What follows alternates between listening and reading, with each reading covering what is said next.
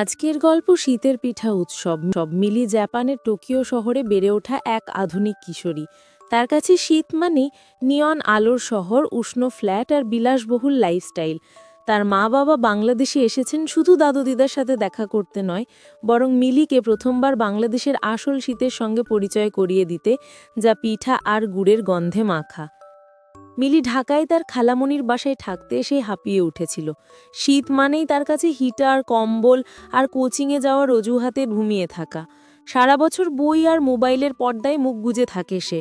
একদিন ডিসেম্বরের শুরুতে তার মা হঠাৎ বললেন, এই শোন মিলি, এবারে আমরা গ্রামে যাব, দাদুর বাড়িতে পিঠা উৎসব হবে। মিলি চমকে গেল। গ্রামে? মানে যেখানে নেটওয়ার্কও ঠিকমতো আসে না? মা হেসে বললেন, হ্যাঁ, ঠিক সেখানেই। একটু বাস্তব জীবন দেখবি। এখানকার মানুষরা কিন্তু তোর জাপানিজ স্মার্টফোনের চেয়েও বেশি উষ্ণ। মিলি গজগজ করতে করতে রাজি হলো। তার ধারণা ছিল গ্রামে মানে কাদা, পোকামাকড় আর বিরক্তিকর গরুর ডাক। কিন্তু তার ধারণা উল্টে দিতে গ্রামটা যেন তৈরি হয়েছিল। দ্বিতীয় অধ্যায়, উষ্ণ অভ্যর্থনা আর যাত্রা শুরু। সকাল 6টায় ট্রেনে উঠল তারা। জানালা খুলতেই কুয়াশা এসে মুখে লাগলো, ঠান্ডা হাওয়ায় মিলির চুখ ছলছল করে উঠল। বাইরে ধান ক্ষেতের সারি, গাছের মাথায় শীতের শিশির, খেজুর গাছ থেকে রস পড়ছে টুপটুপ করে। স্টেশনে নামতেই এক অপূর্ব দৃশ্য। দাদু কাঁধে চাদর, চোখে একরাশ হাসি নিয়ে দাঁড়িয়ে আছেন। পাশে অপেক্ষমান ছিল রাফি, চাচাতো ভাই, পিসি আর কয়েকজন প্রতিবেশী। তারা শুধু হাসি মুখে দাঁড়িয়েছিল না, তারা যেন পুরো গ্রামের উষ্ণতা দিয়ে মিলিকে স্বাগত জানালো। দাদু মিলিকে জাপানি কায়দায় মাথা নুইয়ে অভ্যর্থনা জানাতে গিয়ে হেসে ফেললেন। এই যে আমার টোকিওর নাতনি, এসেছিস? তোকে দেখে মনে হচ্ছে বরফের পুতুল। চল, ঘরের উনুনের পাশে তোকে বসাই। পিসি মিলিকে জড়িয়ে ধরে বললেন, চলন বৌমা, গ্রামে যাই। শহর থেকে আসা মানুষদের সাদর করার জন্য আমরা তৈরি ছিলাম। বাড়িতে পৌঁছানোর আগেই তাদের জন্য তৈরি ছিল এক গ্লাস টাটকা খেজুরের রস। মিলি প্রথমবার এমন মিষ্টি শীতল পানীয় খেয়ে চমকে গেল। শহরের জুসের ছিল এটা যেন অনেক বেশি প্রাণবন্ত। দাদুর বাড়ি পৌঁছতেই গরম দুধের গন্ধে ভরেই গেল বাতাস। উঠোনে পিসি, কাকিমার, পাড়ার মেয়েরা সবাই মিলে পিঠা বানাতে ব্যস্ত। বিরাট মাটির উনুনে আগুন জ্বলছে, আর তার চারপাশে ঘিরে চলছে পিঠা তৈরির মহাযজ্ঞ। মিলি কৌতূহলে দেখছিল, কেউ চালের গুঁড়োকে ময়ান দিয়ে চন্দ্রের মতো নিখুঁত আকার টেকছে, চন্দ্রপুলি, কেউ সুতোর মতো জড়িয়ে বানাচ্ছে চুঁই পিঠা, আবার কেউ তৈরি করছে ভাপা পিঠা। পিসি মিলিকে দেখে বললেন, এই যে শহুরে রাজকন্যা, একবার চালের গুঁড়ো ময়ান দিতে পারবি? মিলি মুখ বাঁকিয়ে বলল, এই জিনিসে হাত দিলে আমার নখ নষ্ট হবে। সবাই হেসে উঠল। দাদু পাশ থেকে বললেন, তোর নখে পিঠার গন্ধ রাখলে তোর মনও নরম হবে রে। চল, আমাদের ঐতিহ্যের সাথে পরিচয় করিয়ে দিই। মিলি গোমরা মুখে বসে পড়ল, কিন্তু কিছুক্ষণের মধ্যেই কৌতূহলে নিজেই চালের গুঁড়ো মেখে ফেলল। দাদু তাকে শেখালেন কিভাবে চালের গুঁড়ো দিয়ে নকশি পিঠার ছাঁচে নকশা তুলতে হয়। পরদিন সকাল, কুয়াশার চাদর তখনও পুরোপুরি সরে যায়নি। মিলিকে ঘুম থেকে টেনে তুলল এক অদ্ভুত সুঘ্রাণ। উঠোনে বসে সবাই নাস্তা করছে। মেনুতে ছিল ভাপা পিঠা, গরম ভাপ ওঠা নরম ভাপা পিঠা, যা গুড় আর নারিকেলের মিশলে তৈরি। চিতই পিঠা, গোল তুলতুলে চিতই পিঠা, যা ডোবানো হচ্ছে সোনালি রঙের খেজুরের গুড়ের রসে। দুধ চিতই, গরম দুধে ভেজানো চিতই পিঠা, যার মিষ্টি স্বাদে মন জুড়িয়ে যায়।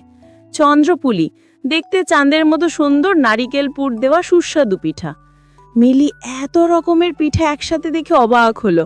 রাফি হাসি মুখে বলল, তুমি তো জানোই না, এই পিঠার জন্যই আমরা শীতকালকে এত ভালোবাসি। মিলি প্রথমবার কাঁচের প্লেটে না নিয়ে কলা পাতা চিতই পিঠা নিল, আর গুড়ের রসে ডুবিয়েই মুখে দিতেই তার চোখ উজ্জ্বল হয়ে উঠল। এই স্বাদ টোকিওর কোনো মিষ্টি দোকানেও এটা পাওয়া যায় না, সে ফিসফিস করে বলল। বিকেল গড়িয়ে সন্ধ্যা নামল। চারপাশে ঠান্ডা আরও জমাট বাঁধল। এইবার শুরু হলো তেলে ভাজা পিঠার পালা। উঠোনে পিঠার দোকানি কাকিমারা উনুন জেলে প্রস্তুত। সন্ধ্যার মেনুতে ছিল ভাজা পিঠা বা তেল পিঠা। চালের গুঁড়ো আর গুড় দিয়ে তৈরি গোল ফুলকো পিঠা গরম তেলে ভাজা হচ্ছে। কড়ুই পিঠা বা কুলি পিঠা, নারিকেলের পুর ভরে তেলে মুচমুচে করে ভাজা এই পিঠা খেতে মিষ্টি আর মুচমুচে। পাতা পিঠা বা নকশি পিঠা, বিভিন্ন নকশায় কাটা এই পিঠাগুলো তেলে ভাজার পর গুড়ের রসে ভিজিয়ে পরিবেশন করা হলো। মিলি দেখল গ্রামের সবাই মিলে গল্প করতে করতে হাসতে হাসতে এই পিঠাগুলো খাচ্ছে। আগুনের উত্তাপ, পিঠার গন্ধ আর মানুষের উষ্ণতা সব মিলিয়ে এক স্বর্গীয় পরিবেশ। রাত গভীর হলো। সবাই উঠোনে আগুন জ্বালিয়ে বসে আছে। দাদু পুরনো দিনের গল্প বলছেন, আর মিলি ভাবল এখানে মানুষ হাসে, খায়, গল্প বলে, কেউ ব্যস্ত না, কেউ মুখ গোমড়া না। রাত গভীর। মিলি একা ছাদে উঠে আকাশের দিকে তাকালো। কুয়াশার ভেতর চাঁদটা ধোঁয়াটে আলো ছড়াচ্ছে। দূরে কারোর উনুনে ধোঁয়া উঠছে। তার মনে হলো টোকিওর জীবন যেন কাঁচের ঘরে বন্দি, আর এই গ্রামটা খোলা আকাশের নিচে মুক্ত নিঃশ্বাস। সে এবার বুঝল কেন তার বাবা মা সবসময় মাটির প্রতি টান অনুভব করেন। পরদিন সকালে ফেরার আগে পিসি একটা ঝুড়ি দিল, নকশি পিঠা, নারিকেল পুলি আর দাদুর হাতে লেখা ছোট্ট চিরকুট। যেখানেই থাকিস মনে রাখবি, শীত মানে শুধু ঠান্ডা না, উষ্ণতার উৎসব। ট্রেনে ফেরার পথে মিলি জানালার বাইরে তাকিয়ে হাসছিল। তার মনে হচ্ছিল এবার থেকে শীতের মানে তার কাছে হবে পিঠার গন্ধ, গ্রামের হাসি আর আগুনের উষ্ণতা।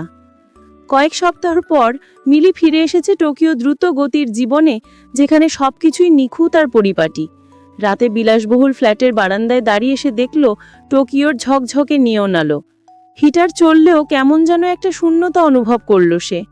মিলি ফোন থেকে গ্রামের পিঠা উৎসবের ছবিগুলো দেখছিল। দাদুর হাসি, রাফির সাথে কলা পাতায় পিঠা খাওয়া আর পিসির হাতে বানানো সেই বিকৃত চাঁদের মতো প্রথম পিঠা। সে একটা গভীর নিঃশ্বাস নিল। পিসির দেওয়া নকশি পিঠাগুলো একটি এয়ারটাইট বক্সে রাখা, এখনও তার মিষ্টি গন্ধটা লেগে আছে। মিলি বুঝল জাপান তাকে তক্তি নিয়েছে, গতি দিয়েছে, কিন্তু তার শিকড়ের পান আর হৃদয়ের উষ্ণতা লুকিয়ে আছে সেই গ্রামীণ উঠোনে।